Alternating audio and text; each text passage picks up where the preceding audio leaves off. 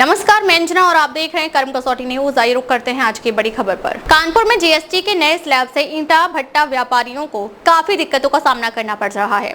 इस संबंध में कानपुर विक्र क्लीन ऑनर्स एसोसिएशन के पदाधिकारियों ने एक प्रेस कॉन्फ्रेंस करते हुए अपनी समस्याओं को मीडिया के सामने रखा है।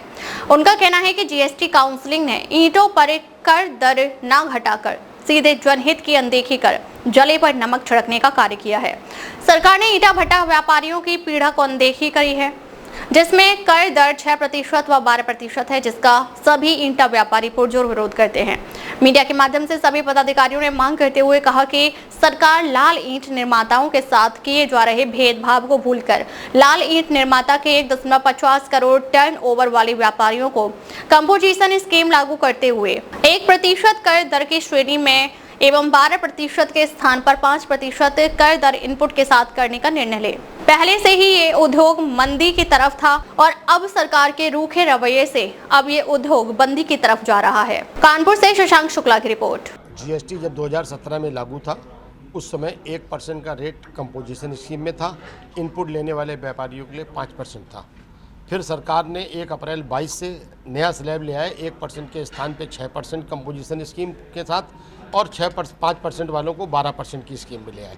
लगातार तब से व्यापारी मांग कर रहा था, ये टैक्स रेट आपने गलत लगा दिया, इसको वापस लिया जाए।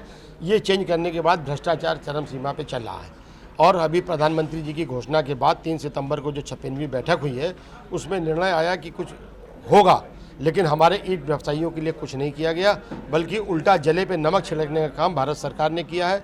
जो कोयले पे टैक्स रेट 5% था, उसको 18% कर दिया है।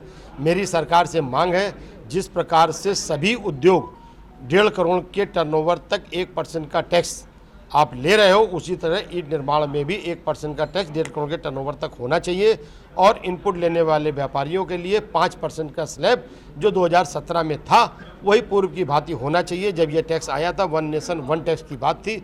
तो इस प्रकार का भेदभाव ईंट निर्माताओं के साथ क्यों किया जा रहा है, जबकि पेपरों के माध्यम से आपको मालूम पड़ रहा है कि ओवरऑल सरकार को अपेक्षित राजस्व से ज़्यादा राजस्व हमेशा मिलता आ रहा है।